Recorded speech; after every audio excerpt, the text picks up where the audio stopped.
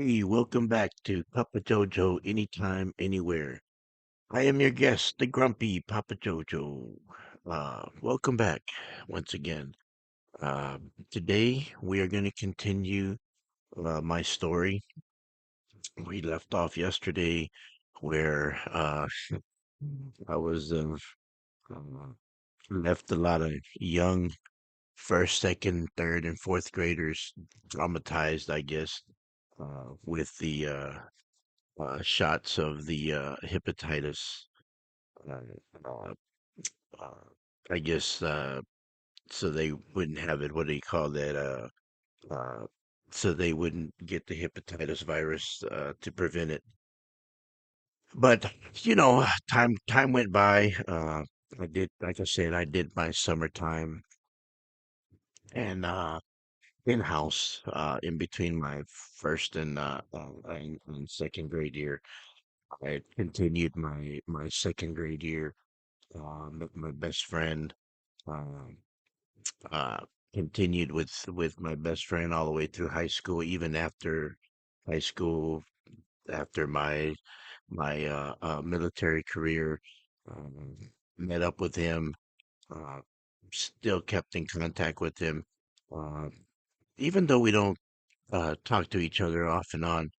Uh, Years can go by, but we kind of just continue where we left off. I don't know if you have that sort of friend, but I have that kind of friendship with my best friend. I haven't seen him in a while though. Hey, but before I continue, hey, go ahead and grab yourself a cup of whatever ails you, as the old saying goes back in my time. I, for one, am drinking uh, have a bottle of Gatorade. That's what I drink. That's what I like to drink uh, during this session, actually. It doesn't matter. The cup is like a metaphor of whatever you carry, a water bottle. Uh, it, it it it doesn't matter what you pour. Uh, Pour it in, whether it's a cup. I like to drink my green tea. I like to drink. I haven't had coffee in a while. I do drink coffee off and on, but I don't drink as much coffee as I used to. I drink a lot of green tea. I do drink my Gatorade. Uh, uh, I love Dr. Pepper. I will tell you that now. I've always loved Dr. Pepper. It's always been my favorite drink, but that's me.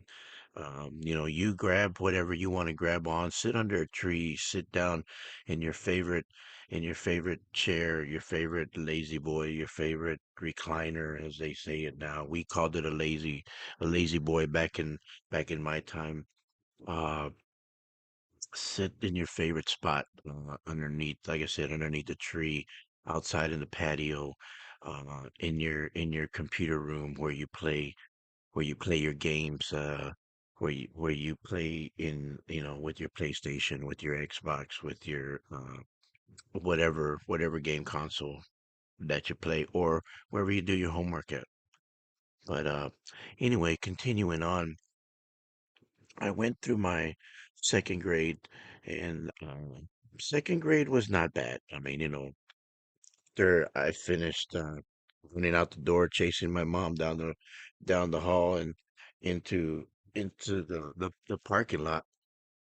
Uh, I finally got it down, and I finally figured out that school was here to stay, and it was going to be there till I graduated.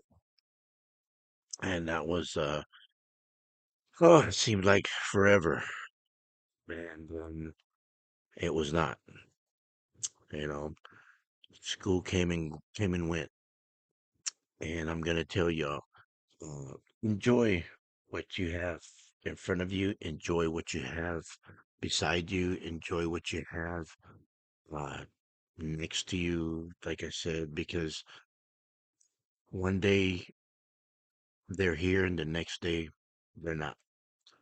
So uh, I went through second grade. I went through third grade and fourth grade, and some of the kids were they you know they meant well, I guess. They were mean to me.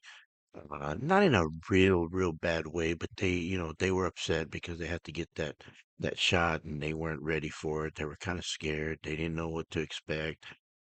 But it was something that the school and the independent school district had to do so that nobody would spread the the virus and it helped out. I mean, it was well known in our small town and you know, uh but I was okay and everybody else was okay. So, time passed and like everything else, it became it faded into just a memory.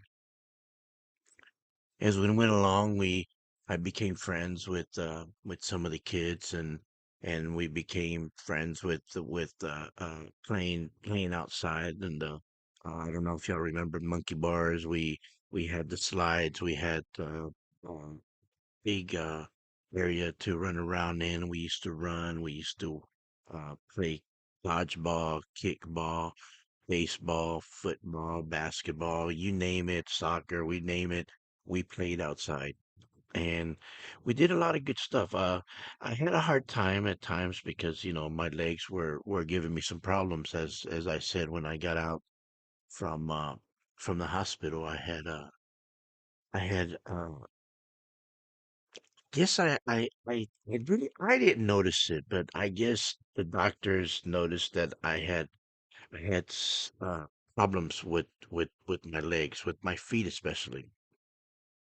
But I felt fine. I mean, I thought it was okay. I mean, I thought I was fine. I mean, I wanted to play, and I kept playing. So years went by. I mean, I didn't say years, but a couple of years went by, and I went ahead and turned 7.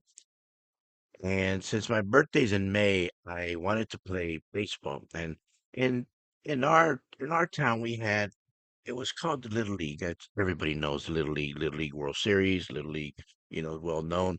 But in the Little League, we had Major League, and then we had Minor League.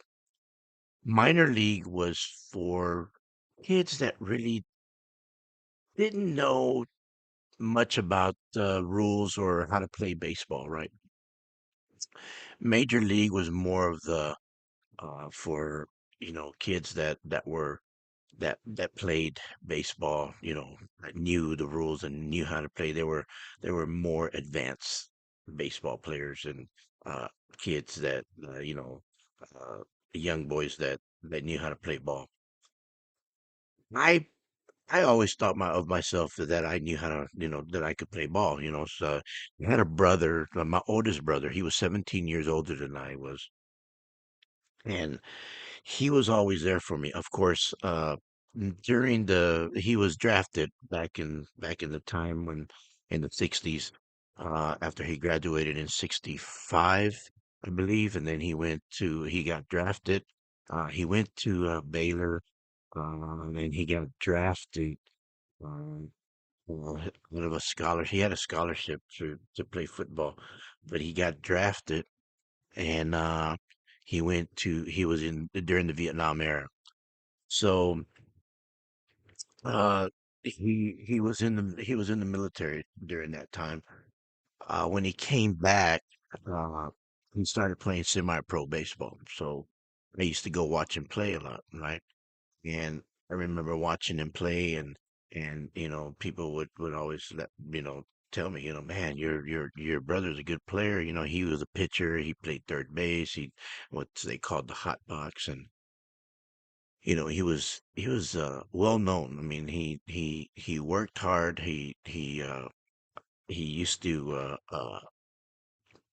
he used to work on airplanes and stuff like that. So uh helicopters and all that good stuff. So he knew all about electronics and things like that. So anyway, he ended up retiring from the base and the naval base, and he worked so hard and he did so well. But I watched him play baseball, and I watched his friends, and oh, they became good friends. I was the kid that had the crack bats that guys played with. They played with wooden bats, obviously, and they would crack the bats, and then they would come and call me out to the side of the dugout, and they say, "Come here, hey, come here," and they would hand me a couple of bats, two, three bats, and here I am taking them to my dad's truck so I can put them in the back of the bed, and then I would take my dad's electrical tape and I would just wind that electrical tape in so that way we can use them in the neighborhood. So the kids were like, "Wow, man, where'd you get these?" "Oh, my brother." "Oh yeah, your brother plays ball." Yeah. So he played ball for quite a few years after he got out of the military with the semi-pro league in our hometown. So anyway, I started playing with, being 7, 6, 7, 8 years old. I was playing outside. I was always out there, and I was always in the middle of the midst of hey, you want to play ball? Yeah, I'll go play ball. I'll go get my brother's old glove. He'd give me a glove. He had given me a glove, so I went to go and grabbed the glove, and then I used his until I got my own glove. So I started playing in the neighborhood. Now, my mom and dad weren't too keen with that because, they didn't really want me to get hurt. They were all, protective of me, hey, you don't want to get hurt. You've been sick. You're not supposed to be here on this earth, so to speak. And, you got sick in first grade, oh my God, you've gone through so much. And, it's just one of those things led to another, right? And to top it off, I was having a birthday every year. And that didn't go too well with my brothers and sisters. I was one that they would give a birthday to every year. Not that they didn't have any celebration because they would have a celebration. My sisters would, but my brother was already older. He was 17 years older than I was, so he was already older. So he's already in the military. I mean, he didn't want no birthday party. Some of my sisters were way older than I was. Um, and then I also had a baby sister and a baby brother. But my mom threw a party for me, and all the neighborhood kids would come in and they would have, party and the cake and all that good stuff. So, you know, that sometimes didn't fare well to with my sisters. They were always, "Oh, you're so spoiled," I tell you. But hey, I guess that was part of the the props, I guess, that I got while I was being sick or being the second son. Anyway, as we went along, I started playing ball in the neighborhood. I played with 10-year-olds, 11-year-olds, 12-year-olds, 13, 14-year-olds. I played with older kids. We had the whole neighborhood knew each other. We were always in the streets playing baseball. Playing not only that, basketball, football, baseball, all sports. But baseball in particular was my favorite sport. Always has been. Always was my favorite sport. Uh, I never really liked watching the sport because I really enjoyed playing the sport. I don't know if y'all can can relate to that because I really enjoy playing sport, especially baseball. I really love playing baseball, but I can't watch it on TV. I can to a point, but then I get kind of bored because I want to, I would prefer playing it. Anyway, so I got to the point to where there was one day when I found out I was 7 years old. And since my birthday, like I was telling you, my birthday's in May, I was gonna play as an 8-year-old. Uh, I know the math is crazy, but if you're born in between a certain time you play, you'll play as a certain age group because your birthday turns you're gonna turn 8 years old during the season, so you're gonna play as an 8-year-old. So I played as an 8-year-old. So I went uh, from the house and I kind of did it without asking my mom and dad to go try out. And I really thought I was gonna get in trouble, but I thought, what if I don't make it? You know, what the heck? let me try it anyway. Let me go. Let me go try out for baseball. I'm gonna go try out for baseball. So I took off. We took off. Uh, I went with a friend, and I went to go try out play baseball. So I tried out for baseball, and they did the pitching. I mean, not the pitching. Well, they pitched to us. They did the hitting, the grounding, the fly balls. All that good stuff. You went in there and you hit, and you grounded, and then you hit. You went out to the outfield. That's how we got through the training. So we went through all that good stuff. So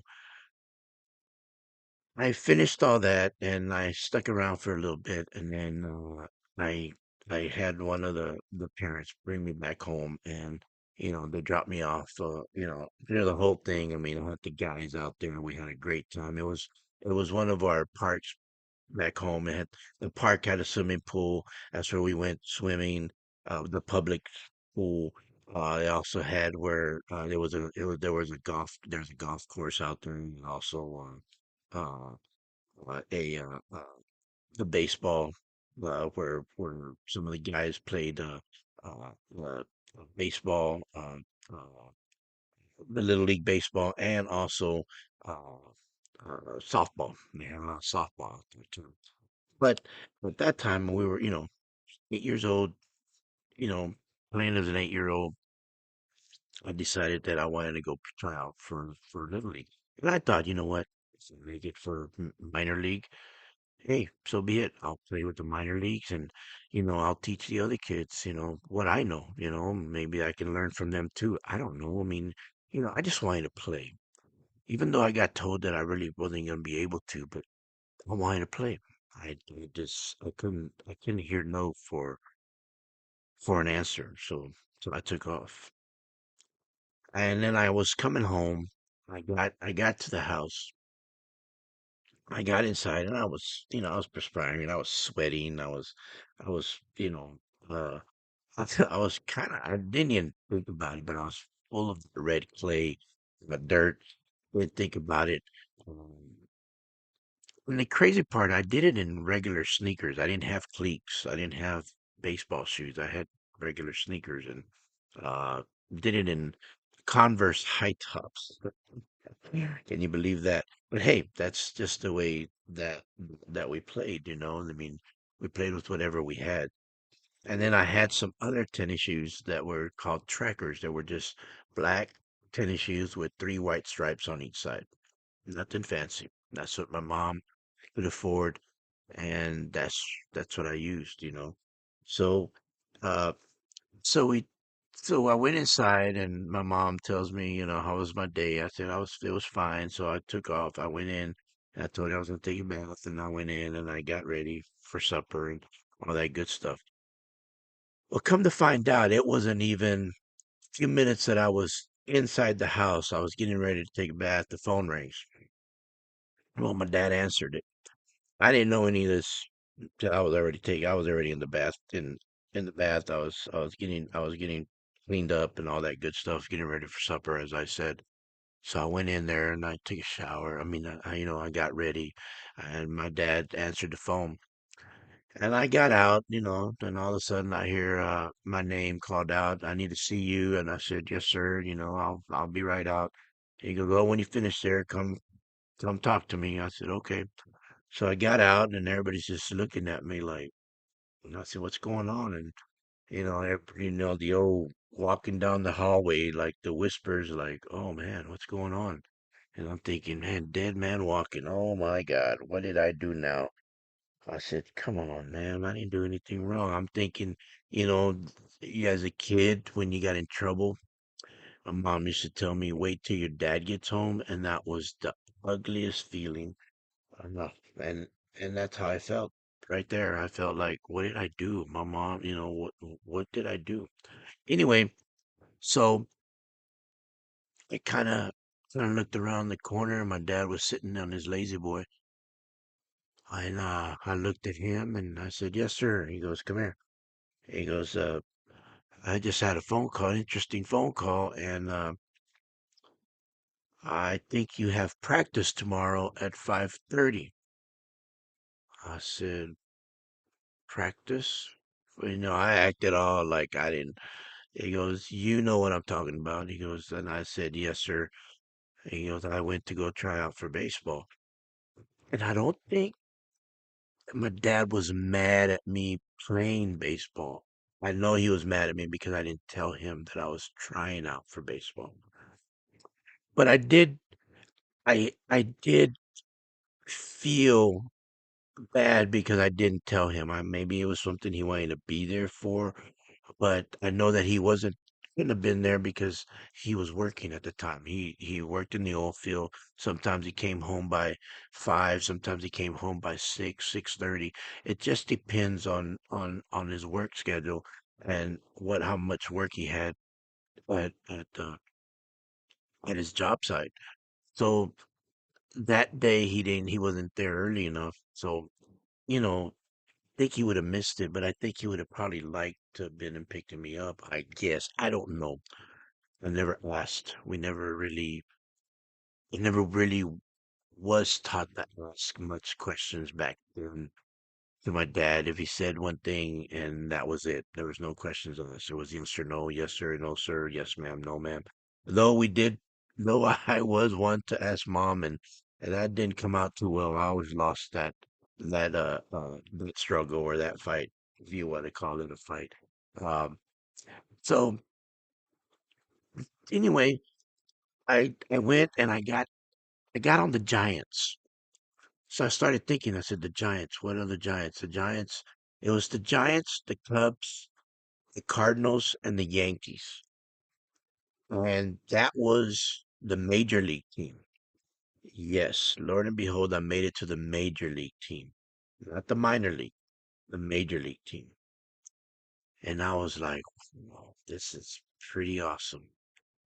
So I I was pretty happy. I made it to the major leagues. And the one thing about the major leagues is that I had a lot of good experience on there because, yes, these guys did not mess around. I played with 9-year olds, 10, 11, and 12-year olds. Okay. I was playing as an 8-year old, but these guys were pretty damn good players, man. These guys, but some of these guys grew up in my neighborhood, so they knew me and they knew that I obviously could hold my own to a point. Was I as good as them? No. I was not as good as those guys. And I knew my stand. I knew that I was not as good as those guys were. But I knew that if I was going to learn, I was going to learn from these guys. We had a great catcher. We had some great pitching. We had twins that were pitchers, and those guys were just funny. And uh, they were a year older than I was. But man, these guys were awesome. These guys were left-handed and they were awesome. Uh, they really got together. My mom would throw parties for me after baseball games, and I'm talking for my birthday. She started throwing birthday parties after some of the baseball games because some of the baseball games happened during in May during my birthday month. So it got pretty close to that. So, these guys would I had all the baseball players at my birthday party. So that was awesome. I mean, that was something that I bonded with some of these guys and they became good friends of mine. Some of these guys were 3 years older than me, some were 4 years older than me. And it was it, it was pretty surreal because I as I got older, these guys were my friends. I mean, in high school, I even saw them and they were, hey, what's going on? And some of the guys in freshman year were like, oh, they said hi to you, and I was like, yeah, well, I grew up with them. I played ball with them back in Little League, and and it was just it's so weird that some people didn't get that experience because when I played with these guys, it was like, hey, come here. Pick up that pick up that bag. Put all the balls in that bag. Put all the bats in this bag. Put all the helmets in that bag. And and all, oh, by the way, all the bases, you get them all here because we had bases that we had to put around for for practice and even during the game. I mean, I sat the bench. We played 18 games a season. And I think my first year as a as an 8-year old, I played maybe 2 to 3 games, and that was it. But I was happy about that because I practiced every day, like if I was playing the World Series. That was my passion for this game. And I think my coach saw that, but I really enjoyed this game. And I think the players saw that. And they helped me, hey, choke up on the bat. Hey, don't swing that way. You need to keep an eye on the ball. You need to put your body in front of the ball. Yeah, it's gonna hurt, but it's okay. It's only gonna hurt for a little bit. You want to get better at it. You need to put 2 hands under the glove. You know, it was the routine, just basic baseball knowledge that you wanted. So I started reading on Abner Doubleday, how baseball started. I started reading about baseball. Like I told you, I started reading a lot. Now, I want to tell you why I started reading here in a little bit, but uh, I was really into reading uh, baseballs books. Abner Doubleday, I started reading that up. I started looking it up. We had what they called encyclopedias back then. It was encyclopedias was from A to Z. That was our Google. If you if you really wanted to know what that was for us, that was our Google, our Dewey Decimal System, so to speak, like in the library of looking things up. But that was our Google at home. That was encyclopedias that we had. Uh, anyway, so I played with baseball with these guys, and for some guys I played a year, some guys I played a couple years, some guys I played 3 years, and I did pretty well. I learned a lot. I started growing a little bit. I became 9 years old and 10 years old, and when I was 9 years old, I made it to uh I made it to the alternate all stars. And that was a big thing for me because an alternate all-star for the little league was if somebody got hurt, you took over for them. But for being such a young age, playing, playing the 9 years old, uh, you know, and making it to the all-stars, that's not bad because my second year I played and I started every game at center field, and I never looked back after that. I think during the whole time that I played with the Giants, I think we lost maybe five, maybe 7 games. And that was, when I was played as an 8-year-old, 9-year-old, 10-year-old, 11-year-old, 12-year-old, that was almost 5 years in Little League. It was very rare that you had a young kid like myself play. And I thought, I'm gonna make it pros. I mean, who doesn't think that, right? I always thought I was going to become a professional baseball player, but things happen. Just like everything, things happen in this world. Things always happen in this world, people.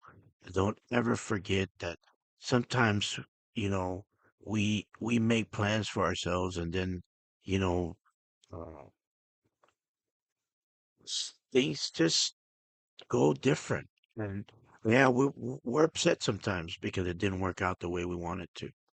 But that doesn't mean that that was the wrong thing or the wrong choices of life that was given to us. Just meant that it wasn't, I mean, as harsh as it sounds, it's not meant to be true, it's not meant to be. And, I mean, it is what it is. We just went from one day to the next, and I enjoyed the life of baseball. I learned a lot from baseball. Uh, I learned how to play uh, sports. I learned how to be uh, just being able to just have friends and communicate with people and talk to people and I think it helped me a lot, right? Because I was a very uh I was just very covered. I was just very sheltered in my own way. I didn't speak to too many people, but when it came to the guys on the team and the coaches and it was was pretty damn good. I would never be quiet. I talked a lot. Yeah, they he told me, "Do you ever be quiet?" And I would just laugh and I would just do my thing and uh I enjoyed it. I We went, like I said, I think we went maybe 7 games, 5, 7 games that we lost our whole season. And I'm talking the whole years that I played. And like I said, second year made the alternate, and then after that, I made All Stars. And we had some darn good All Star teams. We had very good All-Star teams. We had good All-Star teams that we also had good senior league team. That was 13, 14, and 15 years old. And then we had good high school teams. But, you know, uh, like I said, yeah, it wasn't meant to be for me to play pro, obviously, but it was okay because I had a lot of fun playing ball. And playing ball as a kid just made my day. I love. We used to pick up games in uh, in this field by a grocery store, by a small convenience store that down the street that one of our friends owned, and we used to play baseball out there. And we had my sister play, my brother, my nephews would come from out of town, and they would play during the summer with us. And we had the whole gang, so to speak, play. All the whole neighborhood would just go out there. I remember, you know, going out early in the morning and not coming back till y'all have heard this, till the street light turns on. We had to be home before supper time. But we'd go maybe 6, 7 blocks down the street, and there was an empty lot where we played ball. And then we'd play soccer, and we played football. We played. There was a park that we played basketball. And then we played tennis. We'd play tag. We played cowboys and Indians. We played uh, y- anything that we could make up. Uh, I don't know. It's just we played in between those years. We had so much fun. I remember during that time we met together in one house, and my mom used to make sandwiches for us. My mom used to make juice for us. My dad used to buy watermelons and cut them up for us, and then we'd have a good time. And I remember my mom used to say, if you come inside and take a bath, you're not going back outside. So we'd stay out as long as we could, you know and sometimes we would just stay outside and look at the stars and kick back and you know walk each other back home and then come back home. And it was we everybody lived in the neighborhood. It was a nice place. And it was one of those uh those memories. It's I'm thinking about it now, and it was a pretty damn good memory. But we also had some bad memories. We also had some good friends that passed away. I'll take a drink real quick. If y'all have some time, take a drink off of your cup or your bottle. Uh, but we had some good things and we had some bad things happen. That's just life. And it was something that we were talked to about, and we were always told about. You know, things happen, but your parents didn't talk about it. We talked about it. We talked about it in silence, so to speak, away from our parents because they were trying to cover and you know, not tell us anything, so we would find out things on our own. And we knew about death. We knew about all that stuff. But, we just took it one day at a time, and I mean, there was nothing else. I mean, we would get up on Saturday morning and we would go outside and early in the morning, especially after our Saturday morning cartoons, and then eat breakfast and then go boom, eat our cereal and boom, we're out the door. And we didn't come back in till 6, 7 o'clock at night. And we would go around and uh, if baseball was over, sports was over. We didn't have pee-wee football, pee-wee baseball, pee-wee basketball, pee-wee soccer. We didn't have any of that stuff. We just had baseball, and that was it that I remember. We didn't have anything else. We didn't play any other sport. We had Little League, and that was all we had. Uh, there was friends of mine that were in the rodeo, and we would go to uh, the livestock uh rodeo. It was where I grew up. That was big time farmers and ranchers. So we would go out there and we would walk, and we walked everywhere. Now, what we did do is we would look around, and we would walk around with the red wagon, and we would go to neighbors, and we would. I don't know how many of y'all are gonna understand this, but we would walk around and go look for bottles, uh, Coca-Cola bottles or uh, just anything, Pepsi, whatever bottles, um, Mr. Pibb, all these different types of bottles that we had of soda pop, so that we could go sell them to the convenience store, to the store, so that we could get some money. And some of the money was to buy, of course, our candy, maybe some soda pop, or then also get some money so that we can go to the livestock show.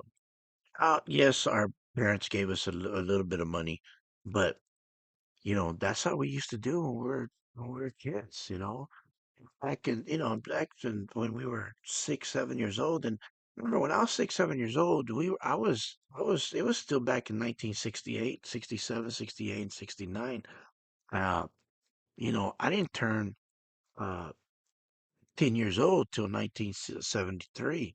So back in, being 8 years old was a, you know, well, I'm born in 63. So if you're looking, being seven, that was 1970. So, you know, we did a lot of things back in the 60s, in the late 60s, and then early 70s. And we did all kinds of stuff. I mean, we used to go around the junkyards to look for bicycle parts, and we used to put the bicycle parts together so that we could make our own bikes, because we couldn't afford a brand new bike, but we knew how to put bikes together. So we learned that from older brothers, older cousins, so that we could put bikes together, and we would all take turns riding the bikes. Yes, and I'm sure you've heard, the ramps that we put on there. We even built go-karts. We built an old go-kart from an old uh, lawnmower motor that my dad had, and one of the you know the next door neighbor, we all got together, and we just got together and put the go-kart together. We got the wheels from the old go-karts. We would take them apart. We would get the old tools, and we we we'd be out there and for hours in the sun and sweating. And I mean, we did so many great things when we were younger, uh, that most people talk about it, but I lived it, and it was nice. And of course, the occasional marble. We used to play marbles. We used to put five holes. put a hole. We used to dig a hole in the middle and four holes on the outside, and then we used to uh, play marbles. And we had a big marble, the master marble, which was a huge marble, and then we had the small marbles, and then we would. It was funny because we would always we would always fight with each other. We'd argue with each other. I can't stand you. You're not my friend no more. And then we'd all run back to homes. And the next day we'd come back. Okay, let's split the marbles. So everybody would split the marbles. Nobody would ever win the marbles. We would always split them. We would always if somebody would win a bunch of marbles, and then everybody would be like, "Hey, so and so doesn't have that many marbles. I'll give him some marbles." So I don't have that many marbles. Well, okay, here's four of mine, five of those, except for the big, huge marbles. Those are the ones that were like those are like the trophy marbles. Those you didn't give away. Those you kept. So, you ended up keeping those. And we also had spinning tops. I don't know if you ever uh heard about spinning tops. We used to put the string around it, and then we used to throw the top on the ground and watch it spin. Now, we this is where the older kids were kind of mean to us because and this was after baseball, after our little league baseball, after playing ball and everything like that. We would have, our season was over. This is what we did. We would go and we would play tops, and we would just spin the tops, and it was cool because we would grab the top and we would put it in on our hand. We would grab it from the ground and spinning, and it would spin on our palm. And then we had the bullies, that the older guys that would come in, and they would try to break our tops with throwing their tops on our tops.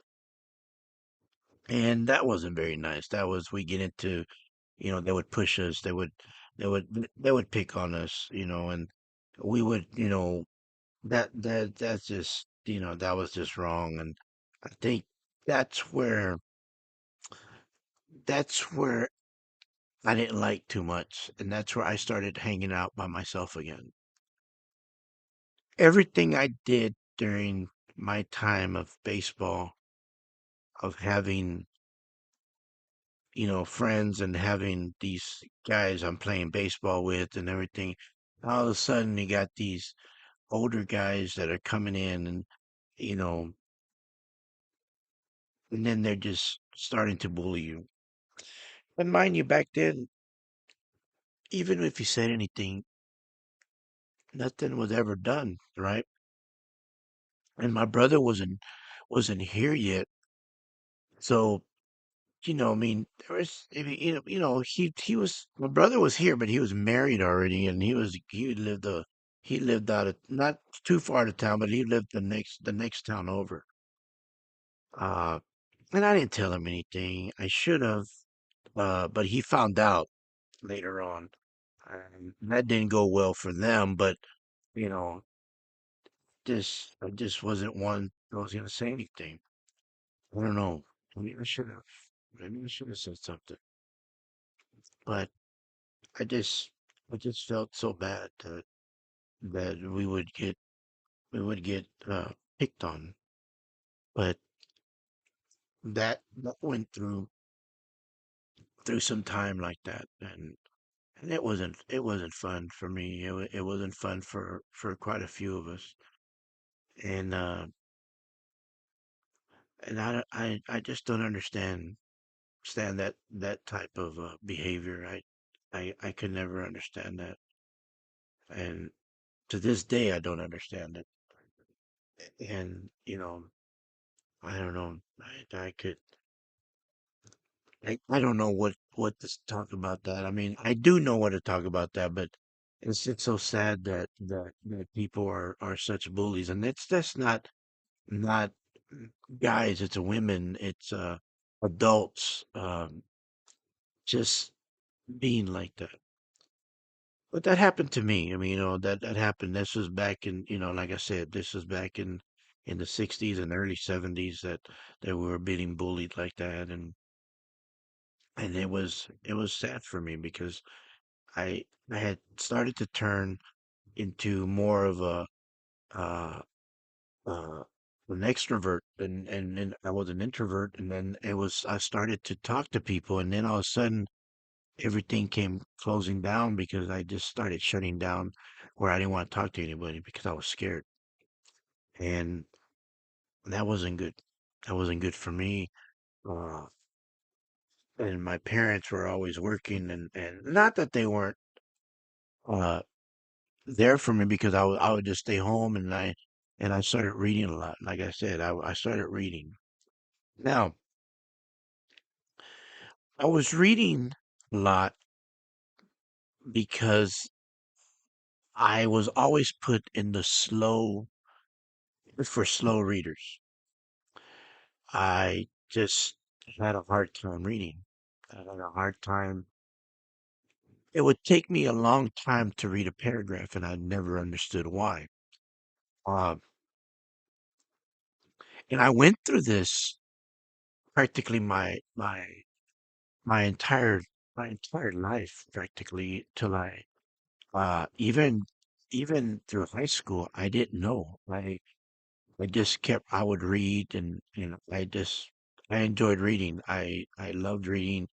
I read books on fishing. I read books on oceanography. I read books on sharks. I read books on the types of seals, the types of penguins, the types of uh, uh, like I said, Abner Doubleday, baseball, basketball, football. Uh, you know, uh, I read books on the different Super Bowls that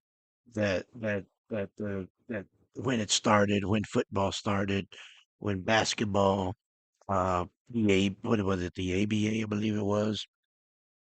No, uh, when the women's league, baseball league started, when they actually had one, how many home runs Babe Ruth hit. I mean, different things like that. I mean, different things, how the Negro League started, uh, and how Jackie Robinson, number 42, started playing baseball, and how he was tested, and how he was treated.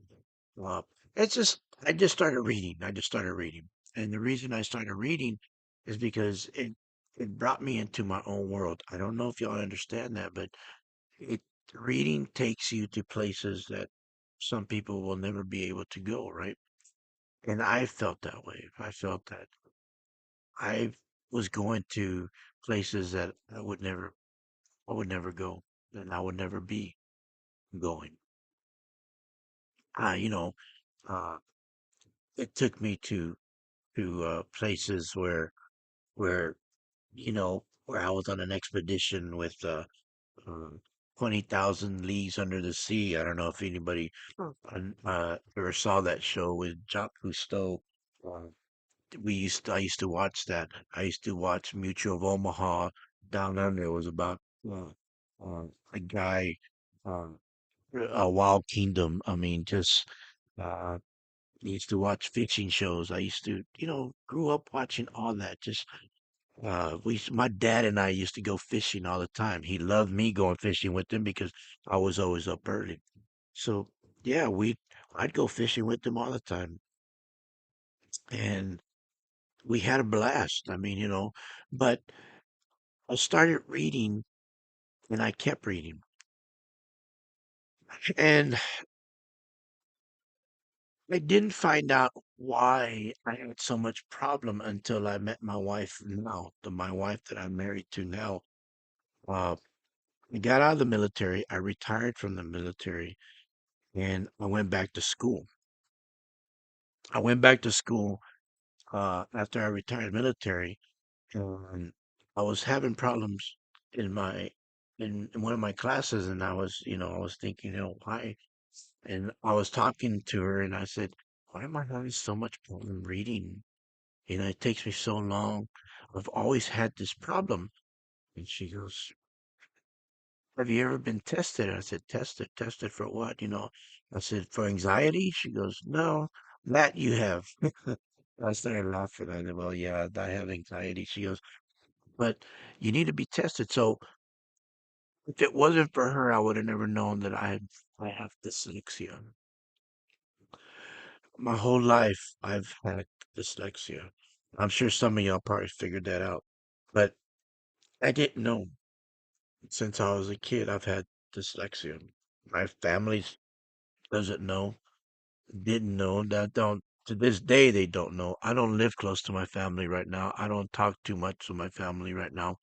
I talk to them, but I don't talk to them about my personal life. Uh, I I have dyslexia. And if it wasn't for my wife now, I would have never known that I have dyslexia. And once I understood why, I felt better about myself. I didn't feel dumb. I didn't feel stupid. But all those years, it wasn't until my late 30s, early 40s that I found out that I was dyslexic. And because of that one woman that took the time, I call my wife the researcher. She researches everything. Can't ask her about anything because she's gonna research it. But that's who she is. I love her to death, and I love her with all my heart. My son's the same way. Uh, I have a lot of respect for that woman, and we've gone through thick and thin. Not see, you're normal, that we've gone through some tough times in our marriage, in our financial, stuff like that. But she's the one that helped me out, and you know, I could never understand why.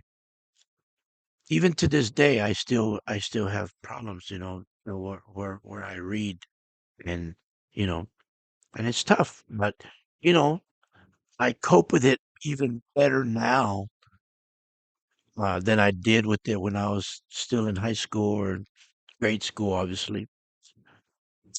But because of that is why I started reading so much, because I didn't know how to improve myself, because the teachers, they didn't have to say it. Some teachers would just look at you, and you ever had a teacher just look at you and you know that they're thinking about you, that you're stupid or you're dumb. Instead of trying to help you, they treat you like you're worthless or like you're nobody. I didn't let that stop me. I grabbed the book and I started reading. I started reading comic books. I started reading Spider-Man. I had Spider-Man comic books. I've collected Spider-Man comic books. I have a lot of collections of Spider-Man comic books. Uh, but I started reading, and then I started reading, uh, just like I said, books on oceanography. Uh, I always thought I was going to be an oceanographer. And then as I got to sixth, seventh grade, I found out that some of these oceanographers got bit by sharks, and I thought, wow, I'm going to change my occupation. Yeah. So that dream went and came pretty quick. So I said no. I said no, no, no, no to the shark. You know, and I have stories about catching sharks too. So I'll be telling you about that too. But yeah, I uh, uh, I love sharks. I won't hurt them.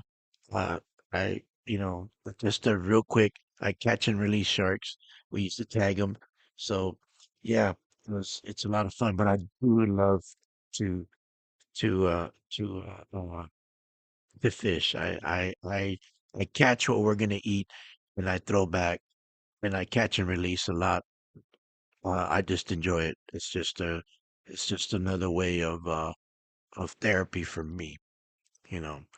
But yeah, so that's what it's all about here. It's about hanging out with Grumpy Papa JoeJoe, and grabbing your favorite beverage and doing the old JoJo anytime, anywhere, and letting yourself know that no matter what you've done, where you've been, you can always change where you want to go, people. It's it's just something that you yourself have to do. I used to uh tell my salespeople when I was a manager,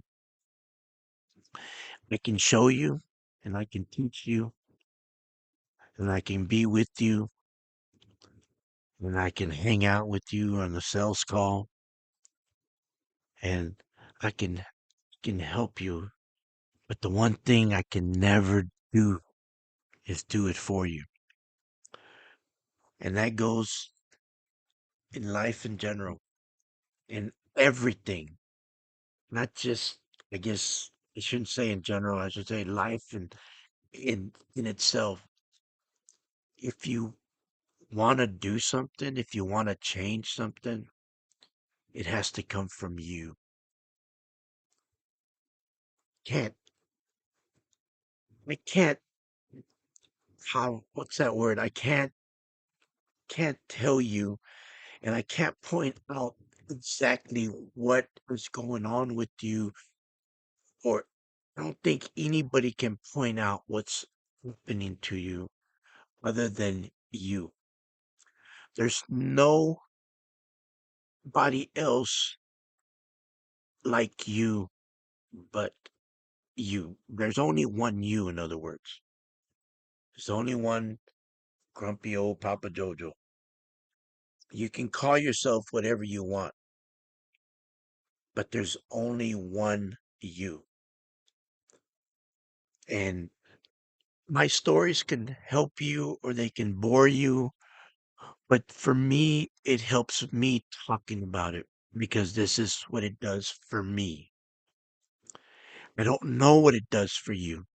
If it helps you, that's awesome. But if it makes you think about what do I want to do, like you're asking yourself, what do I want to do for me to do something different or to do what I really want to do, then then then then you're asking yourself the right questions. I'm not saying it's going to happen overnight because my God, you I was in my 40s, late 30s, early 40s till I found out that my dyslexia was part of the reason that I had so much problem reading. Back in the 60s when I was born, my parents, I grew up with nine other brothers and sisters. We didn't have the money. They didn't have the money to, hey, let's go to a therapy. Let's go to a specialist. So I don't know why he's doing so bad. He's passing, so he's doing fine. Everything was, if we're passing, we're fine. Everything's fine. Hey, he's doing fine. Look at him. He's walking. He's fine. He's doing it. He's fine. Rub some dirt on it. The old saying, rub some dirt on it. He's fine. Get up and don't cry. Give us a spanking. Don't cry. I'll give you something to cry about. It was just one of those things. And we grew up. Yeah. They say, oh, you grew up tough. Yeah, we grew up. I don't know about tough. We just grew up with knowledge. And knowledge is tough. I didn't know that till later, but I always grew up thinking that what am I going to amount to? Maybe I was going to amount to nothing because I always had that problem of not being able to understand things the way everybody else understood it or as fast as everybody else understood it. Why did I have to read it 7, 8, 10 different times before I got the first 3, 4 lines or the first paragraph of a 5 paragraph uh, essay or a 5 paragraph instruction? Why? Why did it go? Why is it? have to be me to take so long to understand something. I think that's why I understood on the job training a lot easier than I understood reading it. I didn't like reading manuals. I didn't like it, but I read it because I knew that I had to understand the laws, the bylaws, the laws, uh, the of the of the, the the corporate laws of the job that I was doing, of the company that I was working for, the handbook. There you go. That's the of the handbook that I was reading that they handed out to you. And I would read those handbooks inside and out. And I wouldn't read it once. I'd read it four, five, six, seven, 8 times. And not because I wanted to read it. Oh, I love reading these handbooks. No, it was nothing about that. It was because I couldn't understand it the first, second, or third time. By the time I got to the fourth or fifth time, I started comprehending it more. And then I started asking questions. What does this mean? So I'd reread it again. And then I rewrote, I would reread it again. So yeah, you know, there's things that, that, that I learned as a kid that I brought with me as I was going through an adult. Did I, did I think it was going to work for me? No, I didn't. 'Cause I didn't know any better. And sometimes as an adult, we seem to look at our children or we seem to look at our as kids and think, oh, how childish. But in reality, I think we as adults are being the more childish than the child is. Have you ever heard that saying that uh, seems like the child is more adult than the parents are? I wonder if that's where it comes from. I don't know. I'm just asking the question. But ask yourself, what do you want to do? Where do you want to go? What do you want to be? As I said in the last podcast, write pros and cons of what you want to do. If the pros outdo the cons, then that means that there might be something that you should go and do it. If the cons outweigh the pros, maybe that's something that you should wait and look at it a lot deeper and say, maybe it's not time for me to do this. Because the pros and cons, I'm not saying it works all the time. I'm just saying that the pros and cons gives you a direction of where you want to go or why you want to go there. And yes, okay, I want to buy a new car. Well, first of all, how much is this car? So much a month. How much is the insurance? So much a month. How much uh, is the gas? It's so much a month. And you keep going and going. And then on the con side is going, okay, how much do I make? Okay. How much is the payment? Okay. Does making what I make and the payment, how much do I pay for my apartment or my house? How many, that's the pros and cons of what it is to buy a car. How much money do I have left over after all my payments? You know, yeah, the payment of the car is, I don't know, man, I haven't bought a car in so long. $700 a month. That's for the sake of arguing, people. $700 a month. I have $1,000 left over. You still have this car that's working pretty well. It's going okay, but you only have $1,000 left over. Now, is it worth taking that money and putting it 700 and leaving you $300 left over? See, that's the pros and cons that you have to weigh. Is it worth taking that extra 1,000 that you make and put it into a brand new car? Or do you want to just maybe, you know what? I have two other credit cards. I have one good credit card that I use all the time, but I have two credit cards that I don't need. Let me pay these off. I'm paying. $125 a month on these cards. How much do I owe? Well, pay those cards, pay the sum off, get it to zero balance or to a balance where you can only pay $20 a month on those cards. However you want to look at it, right? And then you go from there. That's a pros and cons. Just a real quick example of what you might want to look at and how you want to look at a pros and cons. And I'm talking this with everything. Uh, you wanna, you know, you wanna buy food. Uh, a lot of people have this dilemma. You want to buy groceries or you want to order out, you know. Well, a lot of times seems like groceries is the best a decision over eating out. I'm not saying don't go eat out because every once in a while you want to treat yourself. But how often do you want to eat out? There, you can do the pros and cons on that. How much money am I spending all the time that I eat out? It's a lot more expensive nowadays than it was back in the 80s, 90s, and 2000s, early 2000s. Uh, you know, write it down. Yes, it sounds like, wow, man, that sounds too easy because it is. Pros and cons. The job that you want. What's the pros and cons of the job? Oh, well, I have to move. From here, I got to go to another town. Oh, I'm making more money, but yeah, look, how much is it going to be to rent an apartment or to buy a house? Pros and cons, people. Pros and cons. Okay. No matter how you look at it, you have to be able to look at yourself and say, is it worth it? Or what do you really want to do? And it starts with you.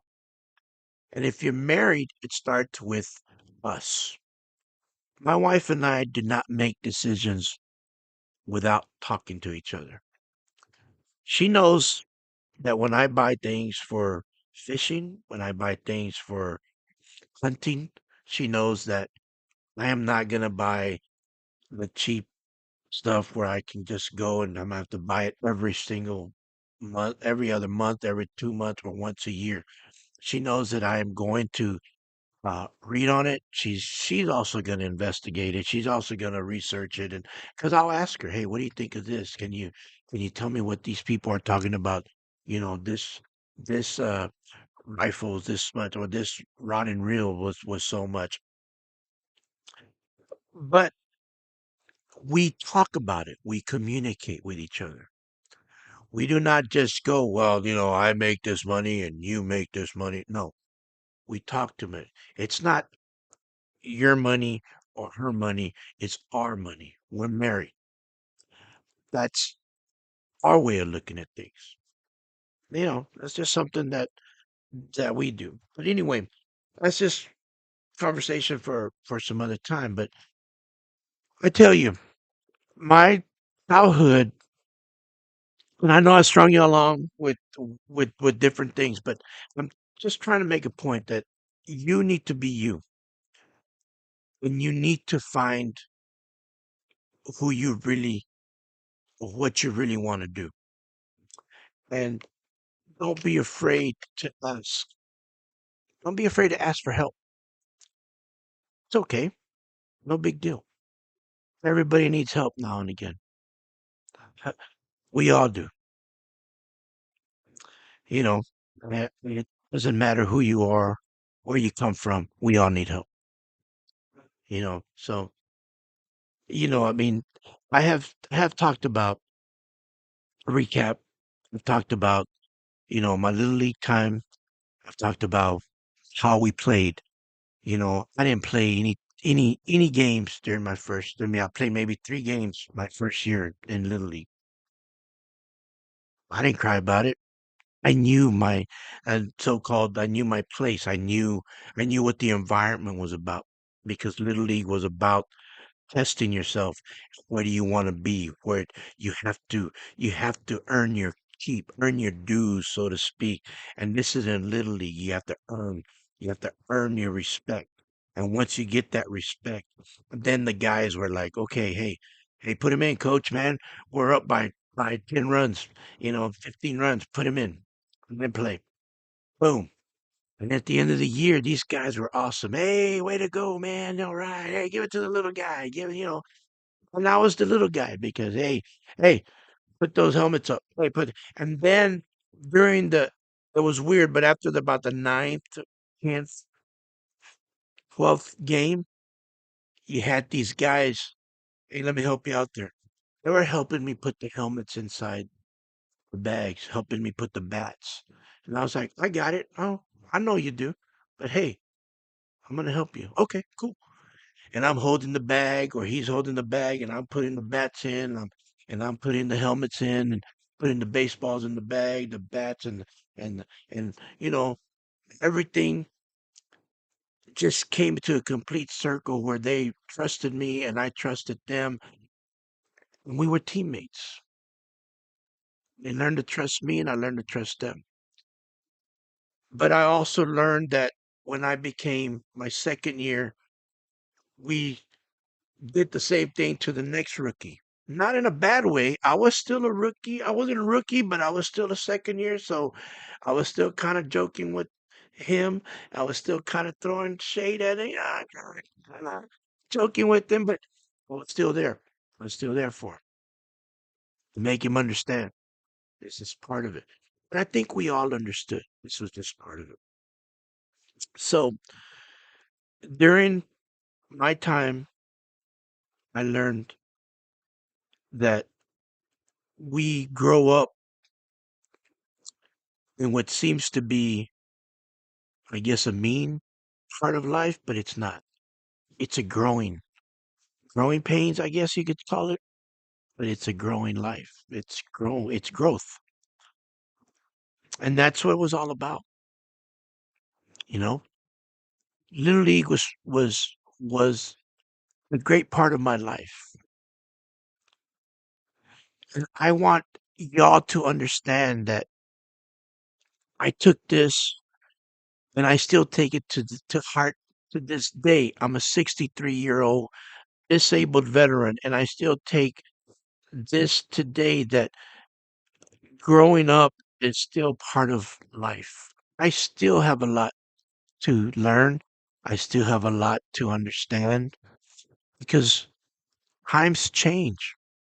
Believe me, I have gone through so much change since 1960s, 70s, 80s, 90s, 2000, 2011, 2020s. Times have changed. In 60 plus years that I have been on this earth, I have learned to change with the time. And I think a lot of us don't want to. But if you want to succeed, and if you want to be your true self, we're going to have to. So just think about that. Okay? This is Grumpy Papa JoeJoe for Papa JoeJoe anytime, anywhere. Join me on my next broadcast, and I'll talk to you later. And as always, find a way, and we will, and you will too. Till next time, love you.